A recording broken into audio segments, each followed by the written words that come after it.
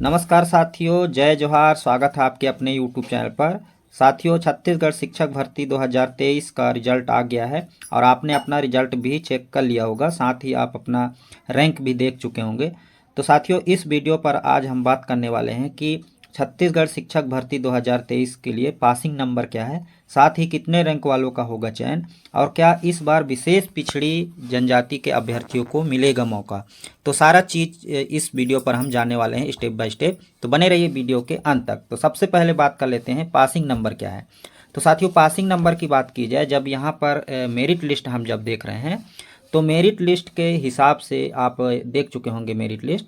तो merit list के हिसाब से साथियों, जो यहाँ पर आप देखेंगे कि जनरल का सहायक शिक्षक या शिक्षक दोनों में 114 से 13 नंबर हाईएस्ट गया है। 114 शिक्षक भर्ती में और सहायक शिक्षक भर्ती में आप यहाँ पर देख सकते हैं 113 नंबर हाईएस्ट गया है ना, जनरल की बात करें। और वहीं ओबीसी की बात करें तो ओबीसी 80 से नीचे किसी का नहीं गया है साथियों। 80 नंबर पाने वाले बहुत सारे अभ्यर्थी हैं इसमें, है ना। तो 80 का कटअप जो है, ओबीसी का कटअप 80 के नीचे नहीं जा रहा है। वहीं एससी अभ्यर्थियों की बात की जाए तो एससी में भी देखिए हाईएस्ट नंबर जो है 108 गया है साथियों, है ना। सहायक शिक्षक की बात करें चाहे शिक्षक की बात करें, तो एससी में भी अभ्यर्थियों की जो हाईएस्ट नंबर है 108 गया है। वहीं एसटी में देखें तो एक एसटी में 80 से 85 नंबर हाईएस्ट गया है साथियों, है ना। तो इस हिसाब से अगर मेरिट लिस्ट को देखें साथियों, अगर आप इस मेरिट लिस्ट में अपना अंक देखना चाहते हैं तो सबसे पहले क्या करेंगे, आप यहाँ पर जैसे यहाँ देख सकते हैं, यहाँ आइकन बना है मेरिट लिस्ट, जैसे खोलेंगे ये आइकन बना है साथियों, है ना। इस पर आप क्लिक करेंगे। क्लिक करते ही अपना रोल नंबर या तो फिर अपना नाम या अपना जन्म तिथि डालेंगे तो आपका सर्च करके दिखा देगा आपका कितना रैंक है, साथ ही कितना अंक पाया है। तो अपना रिजल्ट देख लीजिए। तो साथियों, ये तो हो गई रैंक पासिंग नंबर की, है ना। पासिंग नंबर आप समझ गए होंगे कि हाईएस्ट कितना गया है, जनरल का 114, ओबीसी का 103 से 103 हाईएस्ट गया है। वहीं एससी का 108 और एसटी का 80 से ऊपर गया है 85। तो इस हिसाब से पासिंग नंबर तो आप समझ गए। अब बात करते हैं कि कितने रैंक वालों का यहाँ पर देखिए सिलेक्शन होगा। तो रैंक की बात कर ली जाए तो देखिए अब हम इसको पोस्ट देखने से पता चलेगा कि कितने रैंक वालों का होगा। तो यहाँ पर देख सकते हैं सहायक शिक्षक टी संवर्ग, सहायक शिक्षक टी संवर्ग अनारक्षित मतलब जनरल के लिए यहाँ पर देख सकते हैं 624 और 265 सीट है। वहीं महिला और पुरुष अभ्यर्थी के लिए अनुसूचित जाति की बात करें एससी की तो 143 से 59। वहीं अनुसूचित जनजाति की सबसे ज़्यादा पोस्ट हैं। अन्य पिछड़ा वर्ग के वही बात कर जाए तो 600 के लगभग, है ना, टोटल महिला पुरुष मिला करके। और ये हो गई टी संवर्ग की। और ई संवर्ग की बात की जाए तो इसमें भी देख सकते हैं यहाँ पर 138 और 57, है ना। तो इसको हम ले लेते हैं, मान लीजिए 200 जनरल के लिए है। अनुसूचित जनजाति की बात की जाए तो देखिए यहाँ पर 29 और 9 मतलब 40 के लगभग, है ना। और अनुसूचित जनजाति की बात करें तो यहाँ पर देख सकते हैं 317 से 132 मतलब 400 के लगभग। ई संवर्ग मतलब ई और टी संवर्ग को मिला दिया जाए दोनों का सहायक शिक्षक के लिए, तो यहाँ पर देख सकते हैं कि ई और टी संवर्ग को मिलाने पर जनरल के टोटल 1000 पद हो रहे हैं। वहीं ओबीसी के लगभग 800 पद हो रहे हैं और एससी के लगभग 250 पद हो रहे हैं।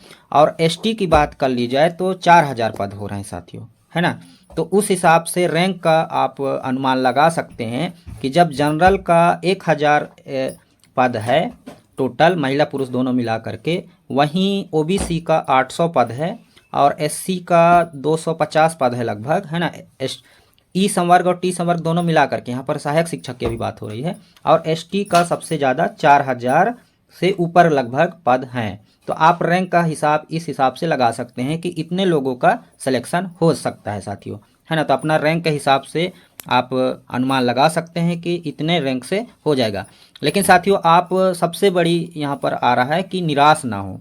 निराश इसलिए ना हो क्योंकि जो व्यापम ने ये कंडीशन बताए थे कि रिजल्ट आने के तब तक आपका जो क्वालिफिकेशन है वो पूर्ण होना चाहिए। तो यहाँ पर सी टेट जो भी अभ्यर्थी सीटेट और डीएड बीएड का एग्ज़ाम दिए हैं जिनका रिजल्ट अभी तक नहीं आया है तो वो डिसक्वालीफाई हो जाएंगे साथियों। तो इसमें बहुत से अभ्यर्थी ऐसे होंगे जिनके पास योग्यता नहीं होगी, डीएड नहीं होगा, या तो फिर टेट एग्ज़ाम नहीं होगा, या तो फिर उनका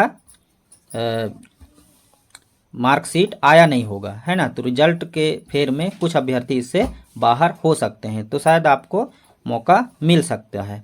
तो वही अनुमान अगर लगाया जाए तो जनरल की बात करें तो 2000 रैंक तक ले लेते हैं, है ना, अगर इसमें कुछ अभ्यर्थी छटे जाएंगे तो, है ना। तो इस हिसाब से अगर ओबीसी की बात की जाए तो उसका दुगना ले लीजिए, 1500 रैंक तक का, है ना, अगर वेटिंग लिस्ट में बात की जाए।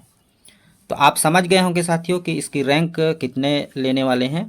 तो पोस्ट के हिसाब से आप देख लीजिए कि जिस हिसाब से पोस्ट है उस हिसाब से आपका कितना रैंक आ रहा है, और अनुमान लगा लीजिए कि कितने अभ्यर्थी इससे बाहर हो सकते हैं।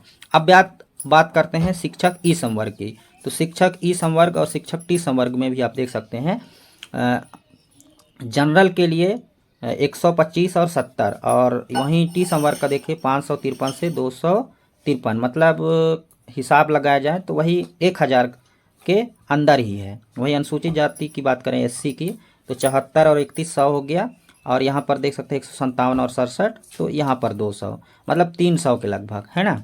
और अनुसूचित जनजाति की बात करें शिक्षक ई संवर्ग और टी संवर्ग की तो यहाँ पर थोड़ा ज़्यादा पोस्ट है, तो 600 इसको 700 इसको मान लेते हैं ई संवर्ग में, और इसको मान लेते हैं हम 3000, तो वही 4000 के लगभग शिक्षक संवर्ग के भी रैंक ले रहा है साथियों, है ना।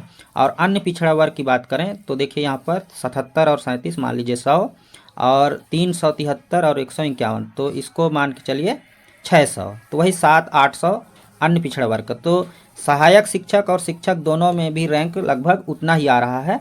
अगर हम बात करें जनरल की तो 1000 रैंक वाली उम्मीद लगा सकते हैं। वहीं ओबीसी का 1500 रैंक, और एससी का वही 500, और एसटी का 5000 रैंक। लेकिन एसटी का थोड़ा सा बढ़ा लेंगे साथियों, क्योंकि पिछले बार 2019 भर्ती में बहुत सारे पद रिक्त रह गए थे साथियों, क्योंकि जो पिछड़ी जनजाति के थे या तो एसटी कैटेगरी के साथी थे उनके पास क्वालिफाई योग्यता नहीं थी साथियों, है ना। तो डिग्री ना होने के कारण बहुत से पद खाली रह गए थे, तो शायद इस बार जो रैंक है उसको हम आगे बढ़ा सकते हैं। तो उस हिसाब से इनका कम नंबर लाने वाले को भी चांस मिल सकता है साथियों, है ना। तो ये अनुमान लगा लें कि अगर 50 नंबर जिनका आया है एसटी कैटेगरी में वो उम्मीद रख सकते हैं, तो अपना डॉक्यूमेंट तैयार रखें साथियों, है ना। और विशेष पिछड़ी जनजाति वाले की सबसे बड़ा यहाँ पर बात हो रही है कि विशेष पिछड़ी जनजातियों की इस बार सिलेक्शन होगा कि नहीं। तो देखिए अभी सरगुजा संभाग में पंडो और कोरवा, पहाड़ी कोरवा का जो 103 पदों के लिए भर्ती आई हुई थी, तो उसमें आपने देखा होगा, अगर नहीं देखा हो तो हमारे चैनल पर वीडियो डला है उसको देख लीजिए। केवल एक अभ्यर्थी ऐसा है विशेष पिछड़ी जनजाति का जिसने डीएड किया हुआ है साथियों, पूरे सरगुजा संभाग में। तो आप समझ सकते हैं विशेष पिछड़ी जनजाति का एक अभ्यर्थी ही ऐसा था जिसने डीएड का परीक्षा उत्तीर्ण किया है साथियों। तो विशेष पिछड़ी जनजातियों को इस बार भी सिलेक्शन होने की पूरी उम्मीद लगाई जा रही है साथियों, है ना, क्योंकि विशेष पिछड़ी जनजाति को यहाँ पर 5 साल की डीएड और बीएड करने की छूट दी गई है। और आपने नोटिफिकेशन भी पढ़ा होगा कि विशेष पिछड़ी जनजाति को डीएड और बीएड में छूट दी गई है। तो बिल्कुल आप निश्चिंत रहिए, आप डॉक्यूमेंट तैयार रखिए साथियों, बिल्कुल निराश ना हो। अगर आपका कम नंबर आया है तो आपको आगे बढ़ने का पूरी मौका दिया जाएगा साथियों। तो आप अपना डॉक्यूमेंट तैयार रखिएगा, है ना। तो आप अगर सरगुजा संभाग का जो विशेष पिछड़ी जनजाति की भर्ती हो रही थी 103 पदों के लिए, उसके अनुसार मैं बात कर रहा हूँ। तो यहाँ पर एक अभ्यर्थी है जिसके पास डीएड की और टेट मार्कशीट था साथियों। तो उस हिसाब से विशेष पिछड़ी जनजाति या एसटी कैटेगरी का अभ्यर्थी क्वालिफाई ना मिलने के कारण आपका सिलेक्शन हो सकता है कम नंबर आने पर भी। तो आप निश्चिंत रहिए। तो सारा अपना आधार वेरीफाई, साथ ही अपना डॉक्यूमेंट पूरा तैयार रखिए। अगर आप हमारे चैनल पर नए तो हमारे चैनल को सब्सक्राइब कर लीजिए, शिक्षक भर्ती से संबंधित सारी जानकारी हम इस चैनल के माध्यम से आप तक पहुंचाएंगे कि काउंसलिंग किस प्रकार होगा, कौन कौन से डॉक्यूमेंट आपको रखना है, साथ ही संपूर्ण जानकारी इस चैनल के माध्यम से हम आप तक पहुंचाएंगे साथियों। तो फिर मिलते हैं एक नई जानकारी के साथ, तब तक के लिए जय हिंद, जय छत्तीसगढ़।